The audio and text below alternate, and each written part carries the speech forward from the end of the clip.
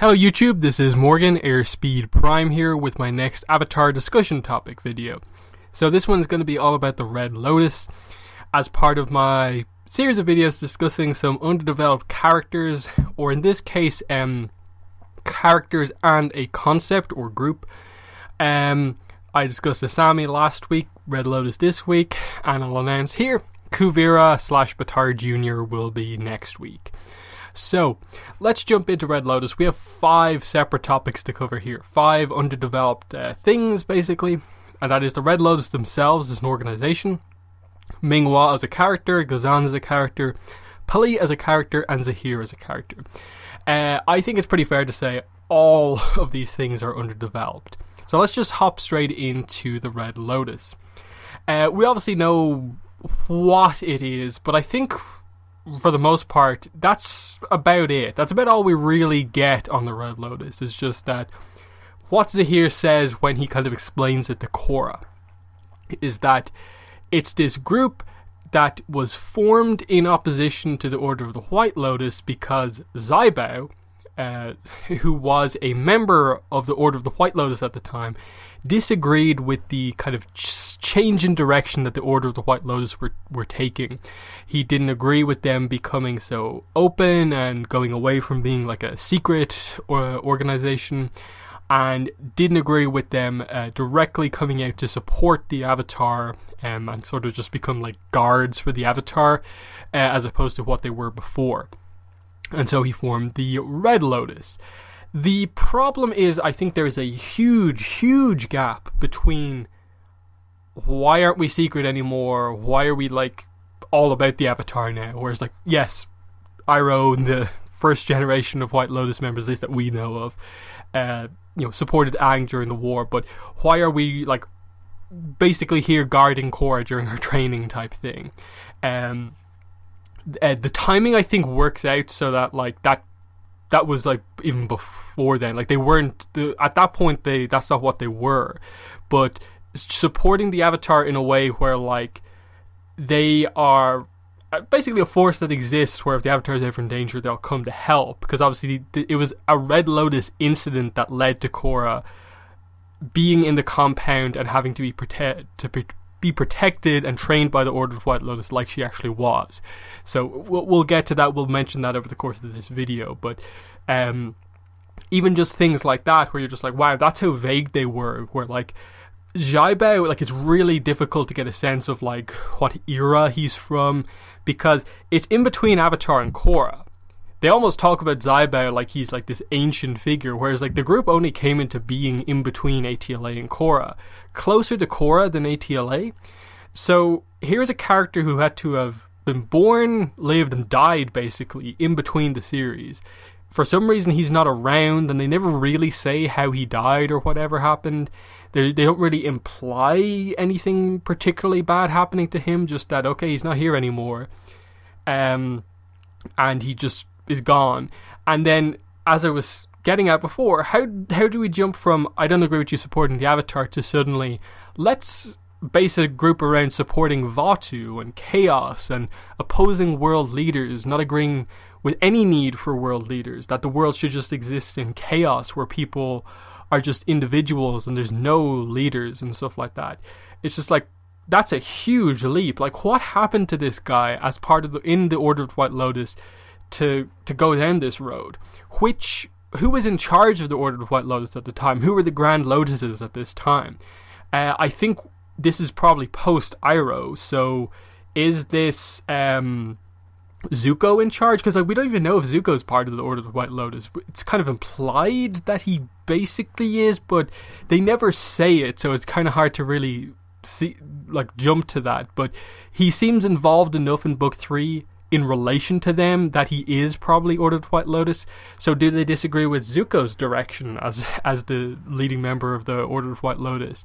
It's just very like, we've said what this group is and that's all we're going to say about it, and then we'll let Zahir and his ideals more or less define what the group actually is, without properly, I think, forming it, because over the course of Book 3 you never really get a sense for the battle between the Order of White Lotus and the Red Lotus, because it's dropped after just a couple of episodes. The four members, the four villains for book 3, break out, and once they're all free, they never really fight the White Lotus again.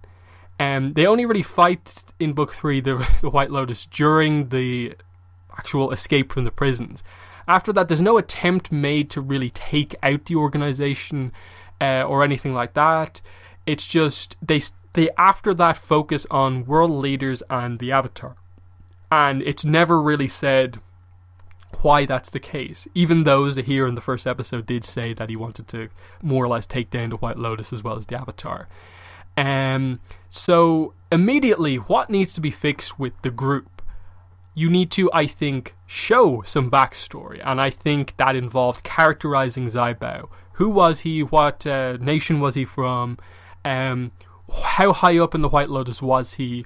And what within him led to prompt such a change that he would leave his organization, form a group of his own that has such different ideals than the White Lotus during his time, but also such different ideals than the White Lotus even back as far as we know it, with like Bumi and Iroh and Zhang as part of it and so on, where he's going completely down the other path. How did that come about? And I think in a way, you literally, the Red Lotus is Xai Bau's ideology, and so that involves characterizing that character. Based on the fact that they name a place in the spirit world after him, I think it would imply that he was a pretty spiritual person who was probably able to meditate into the spirit world.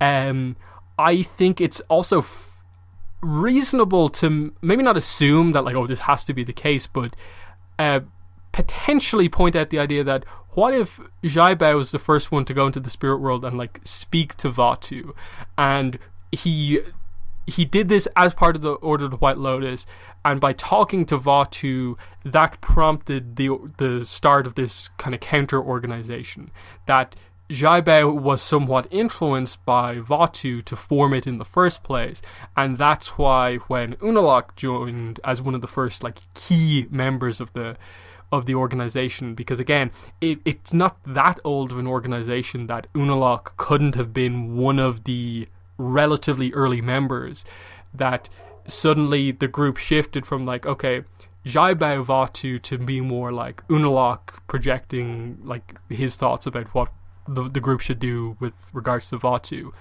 And I think that way Xai Bau's story is the story of the Red Lotus, but it's also like part of Unalaq's backstory as well, to characterize him, and then he helps to characterize the other Red Lotus characters, because obviously he asks them to kidnap Korra. And this is where I suppose the different leaders of the Red Lotus also define a slightly different version of the ideology for the group as well, in that I do get the impression it was different under Xai Bau's leadership, it was slightly different under Unalaq's leadership, and it's obviously what it is in book 3 under Zahir's leadership, where he doesn't go down as much of the spiritual road, in part because he can't after what Korra did, but he specifically says, no, we're not doing anything to promote the Avatar.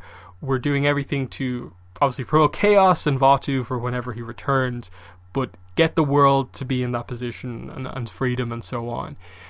Whereas like Unalaq was, I think, more along the idea of, we need to get the Avatar on our side. We need to get the Avatar to believe in our ideology, move the Avatar away from the Order of the White Lotus being based around the Avatar to being the Avatar based around the Red Lotus kind of organization.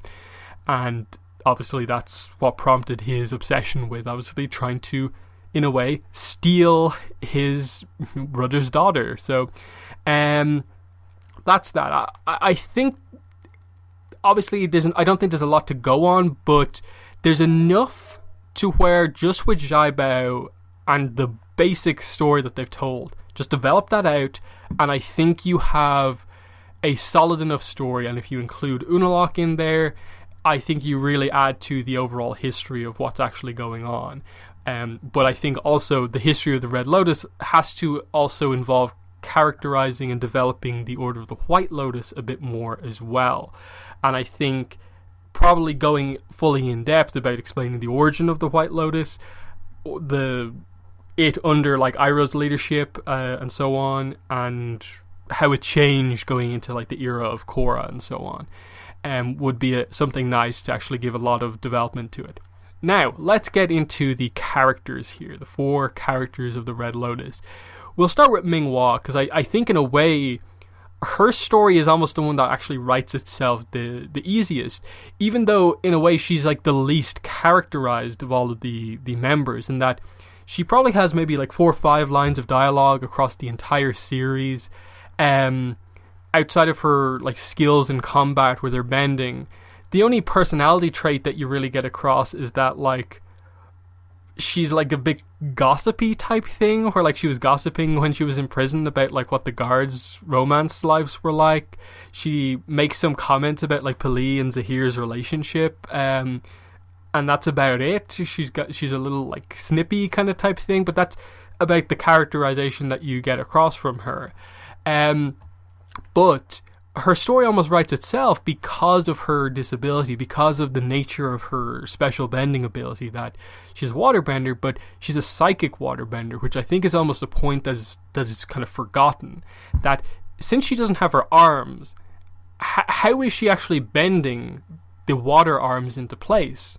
She's doing it with her mind, because she's a psychic waterbender. Now, we obviously know psychic waterbending, bloodbending through Yakon's family, but this is obviously this on a lesser scale. Ming-Hua doesn't have that like bloodline ability to be able to bloodbend at any point of the day, but she does have that rare ability to be able to just bend water with her mind and keep it in place like that. That's the whole emphasis of like the octopus form, that she can do that without doing any real motion of bending. So there's that. The fact that she doesn't have arms, and then Mike and Brian told us in interviews that she was born without arms. It wasn't that she lost them in an accident. She was born without arms. So immediately that's a question of like, which tribe did she grow up in? Is she from the Southern tribe, or is she from the Northern Water tribe? And how did that impact her life growing up? Just big disability like that. Then discovering at some point that she can waterbend, but obviously her disability limiting her from being able to do that. Did anyone train her? Did she want to be trained, but someone refused to train her? And then especially like when she discovered that you could psychic waterbend, was there a sense of like, okay, here's an ability that actually will allow her to bend, but like still no one wants to teach her because maybe no one knows about it, or something like that. And immediately that links into, I think, what is a key for all of the members of the Red Lotus and their backstory, which is that at some point you have to link in something along the lines of them having an issue with a world leader to prompt their hatred of world leaders as part of the Red Lotus, or 2, something in their backstory that leads them to think of freedom as a very, very important concept that is essential to like who they are. So with Ming-Hua, the freedom I think comes from the fact that there were probably a lot of restrictions around like who would train her. Did she even get any training from where she actually came from, and what happened around that? World leaders, I think, with her is probably the tricky one, in that the world leaders for her would have been Unalaq, Unalaq's father, or from the south, Sokka, more or less at the time. Other than that, like they're the only world leaders, and like could she have any? I don't. This is where it's kind of difficult, in that like the Unalaq backstory isn't from like that long ago, and Ming-Hua still could have been alive back then, and that's when like an incident in her past could have had an effect. Because if it is Unalaq who is the world leader, that's a cool way to actually link something more into the group, that gives Ming-Hua a path to kind of join the Red Lotus, because he obviously would be a part of the Red Lotus from a fairly young age. And he would bring Ming-Hua in if she's from the Northern tribe, that of course he'd find out about someone like this. if it's the South, like, I don't really see an issue with Sokka, just because I don't know if the writers would want to really give Sokka some sort of a morally ambiguous thing where, like, he did something. So I think with her, it would have to more be the idea of freedom around her disability and learning bending and so on, and maybe Unalaq was the one who thought her to use her ability or something like that. So the freedom aspect with her, I think, would be emphasized. There's the potential for involving Unalaq in her story by being part of the Water Tribe, that leading to her joining the Red Lotus. That's a really clear path for her.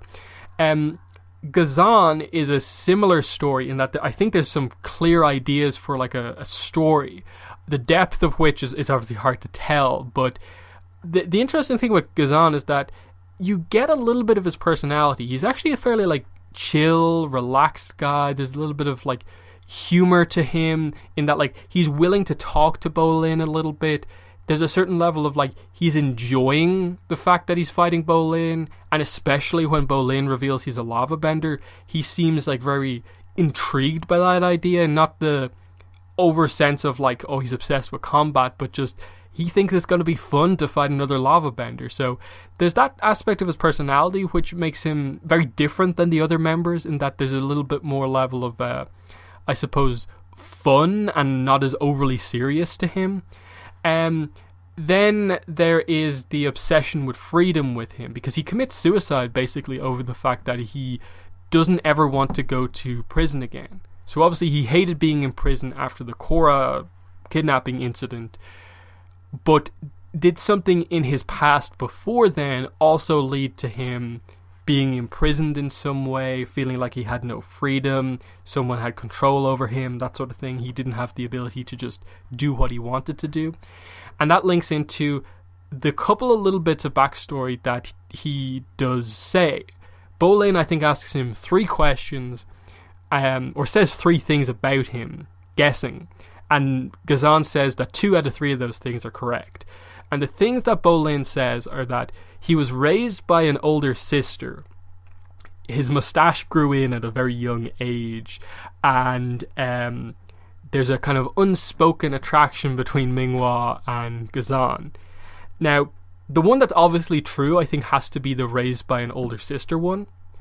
But with the other 2, like, will they have it be a joke thing that, like, okay, Minghua had a mustache from a young age or whatever?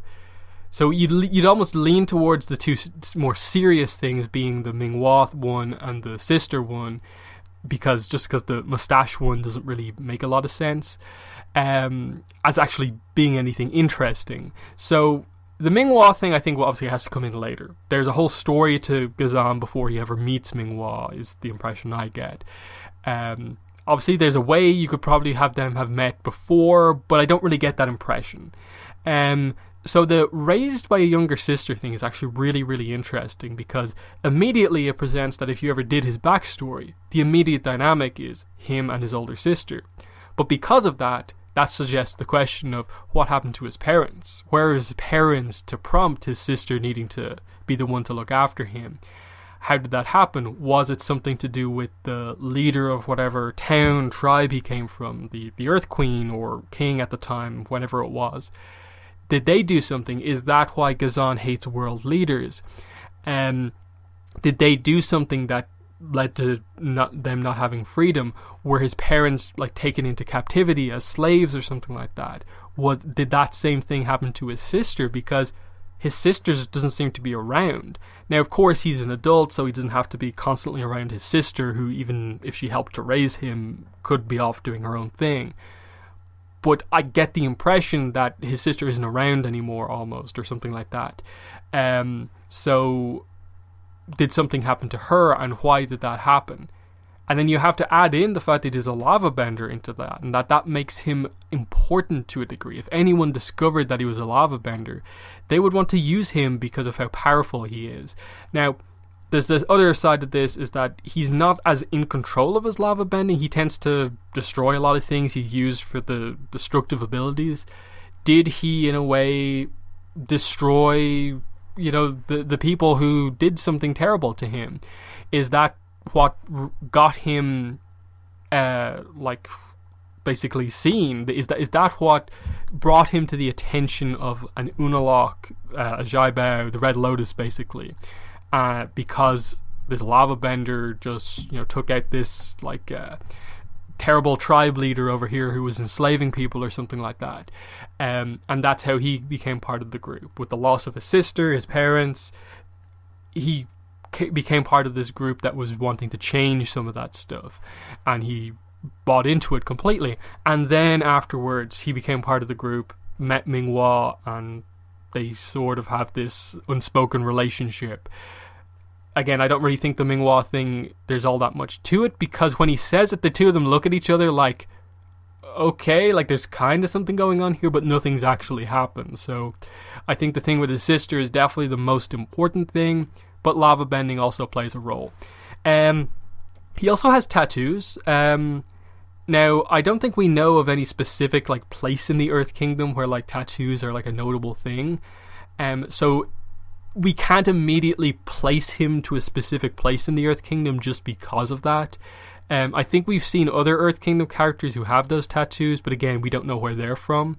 So it maybe just speaks to it's a specific town, a specific tribe, and that's really it. I don't know how much there is to really lean into it, but I think there's a potential for his story to actually be quite interesting, in that because he is a less serious character, it would allow for this sort of story of this fun-loving character in a way, having all this terrible stuff happen to him, and it's sort of changing him.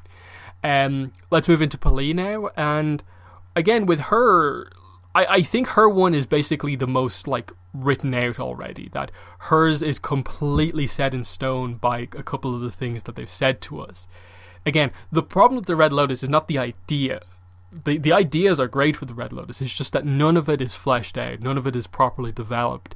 Most of it is just lines of dialogue that are told to us with no depth given to it. So with Pali, what we find out is that where she met Zahir, and where everything really changed for her, was that when she was younger, I think because of her combustion bending, she was basically taken captive more or less as a slave, a living weapon, by a warlord, and it was terrible for her. Zahir then saved her from this warlord, freed her, and for her, Zahir taught her at that moment what true freedom really was. They started a relationship, and obviously were part of the Red Lotus basically at that point. Again, it's hard to say if was Zahir part of the Red Lotus at the point when he saved her, or was this earlier on in his life before even he was part of the Red Lotus, and they both joined at the same time. That's where it's kind of difficult to say exactly, but that's where obviously a writer telling the actual story would make that decision. Mike and Brian might actually know what direction it actually is meant to take. But the core of that story would be warlord. What does that mean? Now, we've heard warlord before. In Smoke and Shadow, when we're told about the early history of the Fire Nation, we're told that before it was unified into the Fire Nation, the different islands that make up the Fire Nation were referred to as the Fire Islands, and each of these islands was ruled over by a separate warlord. Now, because we have situations where in the more modern history of the Avatar universe, we know of here's an island where the ancient Sun Warriors still live on, and it seems completely unaffected by what's going on with Fire Lord Ozai and stuff like that. It just hasn't been influenced by the main landmass of the Fire Nation and the leadership there.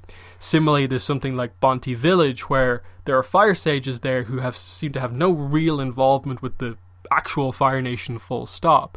So a lot of the more isolated islands further away from the actual main the capital basically, don't seem to be as much under control of the Fire Lord as such.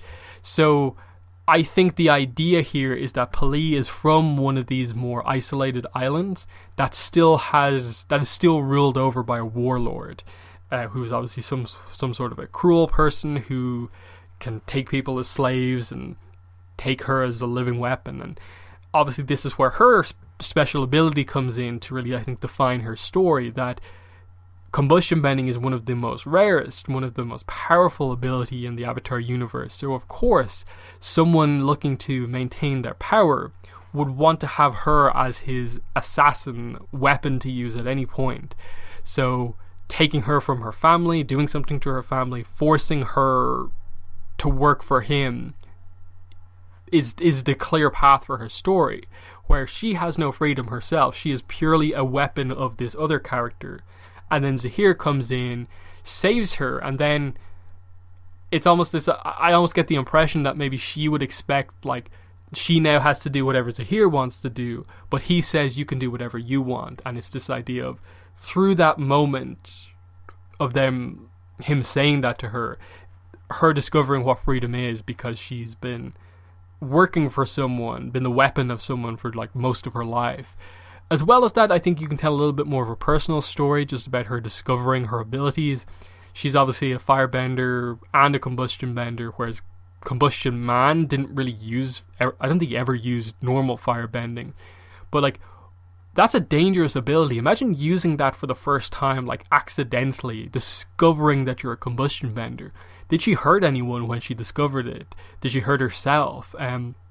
Who teaches you to like learn to use an ability like that? The other side of that would be that Pali is exceptionally tall, and I assume she would have been tall from even a fairly young age. So like that would have been another thing that would have made her kind of stand out as kind of different. So I think there's a lot of clear points with her story that kind of link together. The only other thing with that would be how she gets her third eye tattoo, because both Combustion Man and Pali both have that tattoo, but because combustion bending is so rare, it's not really clear of like why they would know to put a tattoo on that spot to like focus like chi towards to use their abilities. So did someone teach her to do that, or is it just a thing with her tribe where that's where she was from, where that worked? So there's little stories like that along the way where you could use Pali's story to at some point explain combustion bending a little bit better, in that I'd almost be perfectly willing to accept that she didn't know the details of her ability. She obviously knew how to use it to a degree, but didn't know the details about it until she maybe was part of the Red Lotus.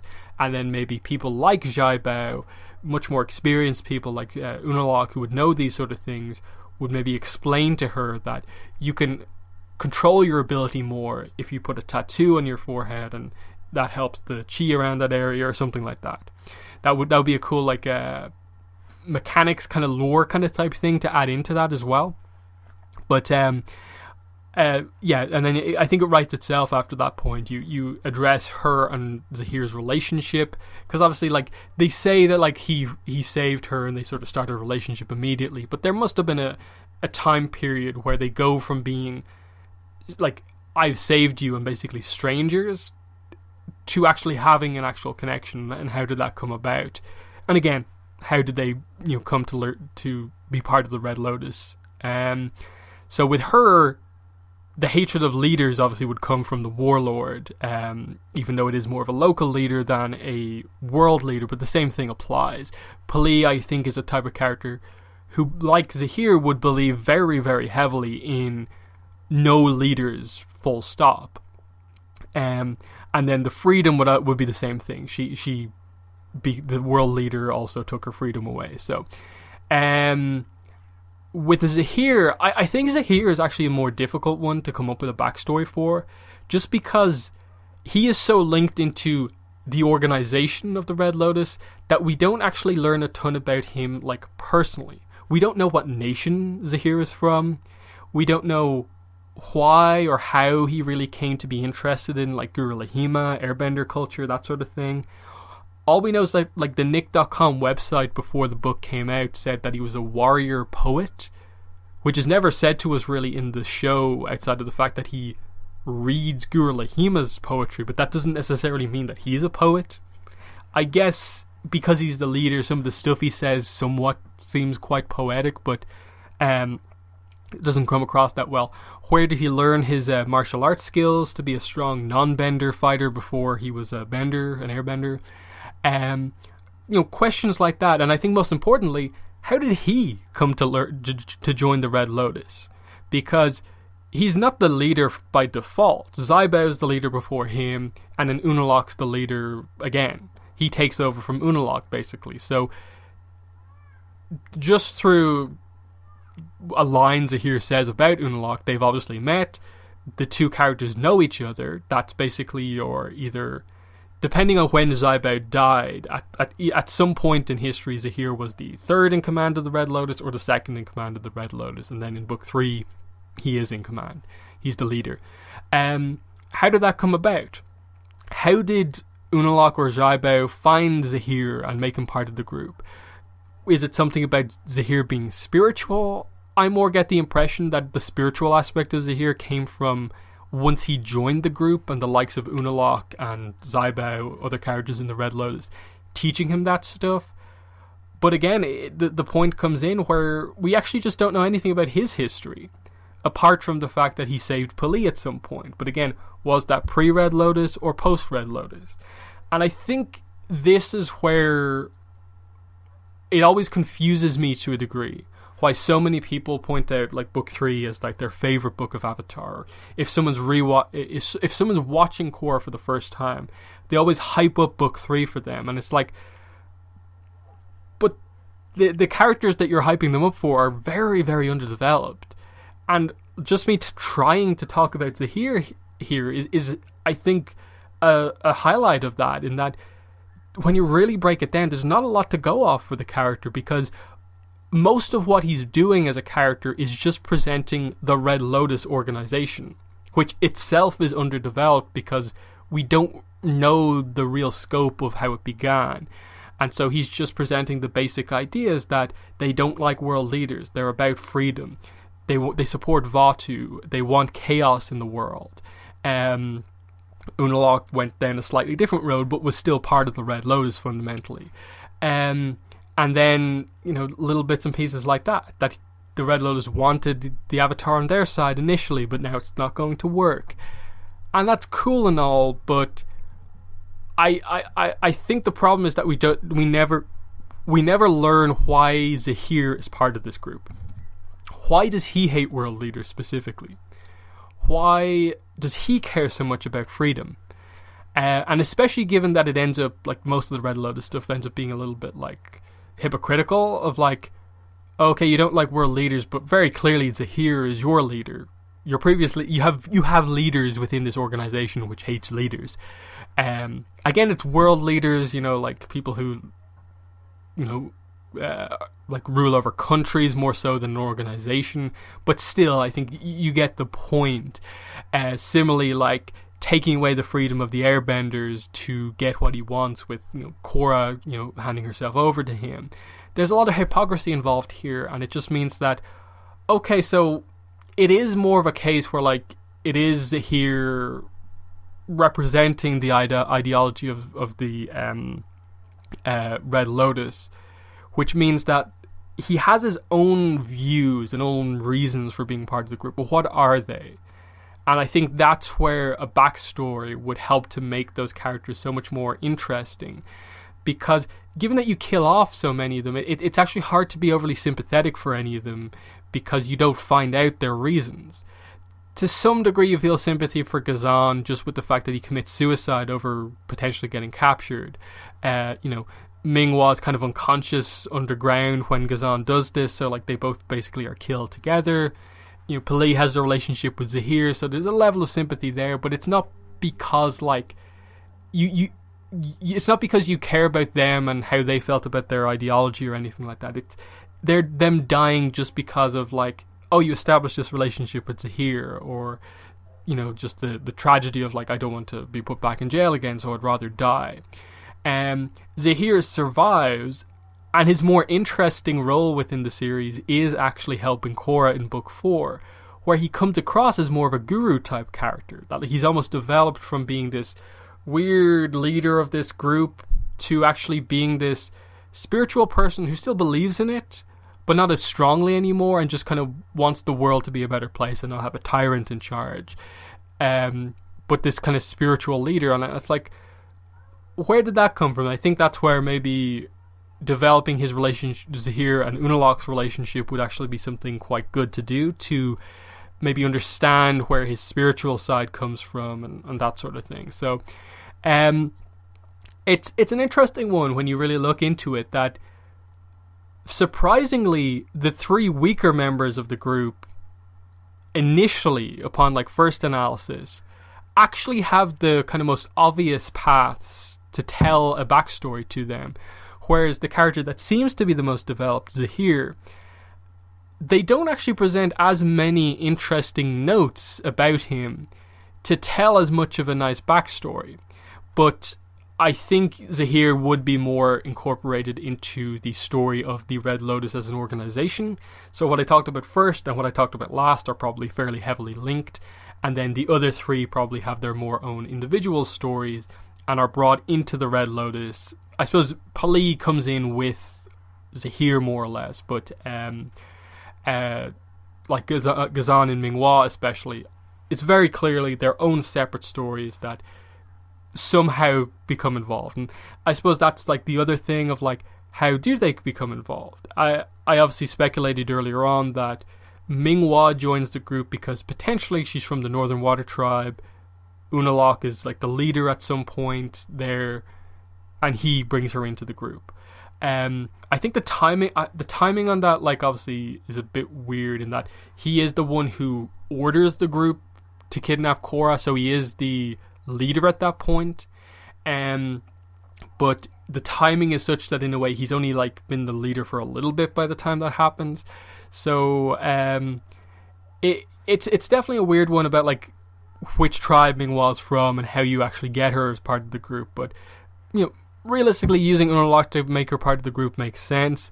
Ghazan, I think, is the harder one about like, okay, he's from the Earth Kingdom somewhere. How does he actually in any way become noticed by the Red Lotus to join that group? Who finds him, and so on. But you know, that's for obviously if they ever tell that story, for that story to actually be told. Final thing I'll just say is that if they ever were to tell this story, I think they have to flesh out the details of that fight that happened during the first kidnapping attempt for on Korra when she was young, because effectively it's this really cool fight in terms of who's involved that we know next to nothing about the details of. It's Minghua, Ghazan, Pali, and a non-bender Zahir up against Tonraq, Tenzin, Zuko, and Sokka. And because like we know so little about Sokka, there's obviously some people speculating that Sokka dies during this battle. Given that Zuko doesn't fare particularly well against the Red Lotus in Book 3 when they escape, I think the idea is that since they face fairly similar people during the escape attempt, is that Zuko must have really lost a lot of his power in the 13 or how many years it is between then and now. So Zuko must have been the real turning point in that battle that really won it for them in the first place. Because like Tenzin obviously would have been more towards his prime at that point. You would have had a younger Tonraq, but potentially not as an experience of a Tonraq. And then Sokka's obviously a strong warrior, but who would he have necessarily gone up against? So I think a lot of the kind of slack in that fight would have been on Zuko to defend against, I suppose, the two more powerful members of that group, Pali, who would have been powerful at that point. Because that's the thing, they must have been just as powerful back then as they are now, because they had no time to train between then and now. So just the idea that you have, okay, an airbender, a waterbender, a non-bender, and a firebender up against like a combustion bender, a lava bender, a crazy waterbender, and then a non-bender as well. So the one who strikes me as having the crazy power level on the good guy side of things is definitely Zuko. So he must have been able to really defend against, I suppose this is where you also have to include, like, Druk was probably there as well. Sokka might have had, like, more equipment with him as well. We don't know if they had backup from anywhere else. But still, that's a cool fight. Everyone I've spoken to about this wants to know the details of this fight. Did anyone, like, I suppose, like, did Sokka get killed in this fight or not? Because it's not that long ago. Like, that's the thing. That Sokka is confirmed to be dead by the time that Korra starts. But here's this thing that happens like 13 years prior to this. Is this the time that like Sokka's either wounded here and it takes some of his lifespan away or something like that, or actually dies in this moment? I think if it was the case, they would have said so, just because it feels like that is like a silly thing to leave out if that's actually what meant to happen. But something like he was injured in this fight and it kind of really took him out as from being a warrior. He didn't die at this point, but it kind of took him out from being a warrior for like the rest of his life. That'd be cool to say that there was lasting effects of this fight. He did really well in that fight. Potentially you could say Sokka took out Zahir in that fight. Like Zuko took out Pali or something like that. Because Sokka in the backstory... I suppose that's where I'm trying to think of, like, Sokka from Book 1 when he mentions having fought Combustion Man. That's prior to him fighting Pali. So him at that trial talking about Zahir, Yukon and so on is actually before he ever confronts like Pali as part of this. So that's pretty cool. The other factor there is that, like, at that point in time, like, Sokka would be a world leader. Tenzin would technically, Tenzin would be a world leader as well, because he'd be the main airbender in play at that point, because for Korra to be alive, obviously Aang has to be dead. Zuko's a world leader, and Tonraq wouldn't be a world leader, but if given that it's Unalaq who sent out the attack, he must have basically asked them to, you know, really go hard against Tonraq, given that he doesn't like his brother.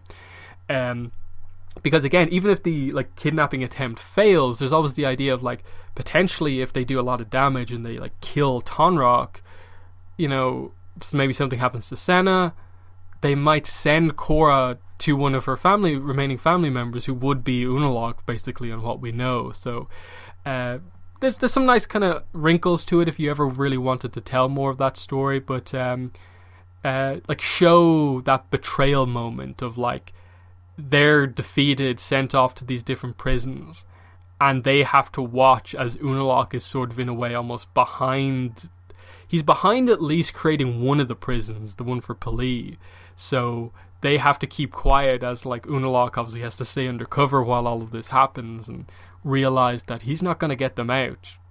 He kind of can't get them out. So you could add into like emotion just with that. So you know, long discussion here, but I think it's because while I oftentimes criticize the Red Lotus in videos for just being underdeveloped and like book 3 is my least favorite book, I'd never say that there's no potential with them. That I always say that the ideas were there, that there was the potential to be the best book of Korra, the best book of Avatar.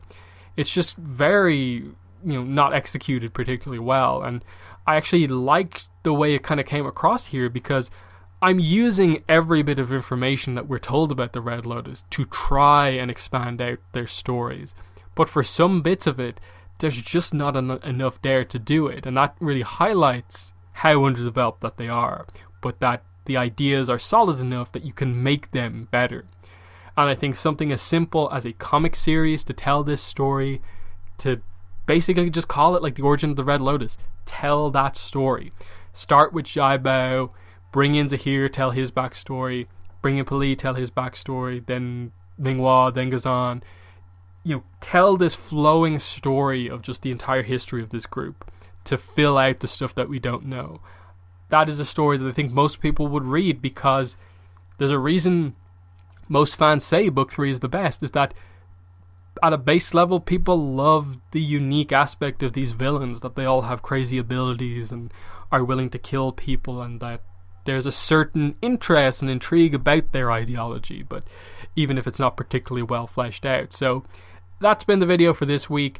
As I said, next week we'll be doing the underdeveloped kind of discussion on Kuvira and Baatar Jr., and I suppose a little bit of Su Yin will come in here as well. But yeah, that's been the video. Thanks for watching, and bye.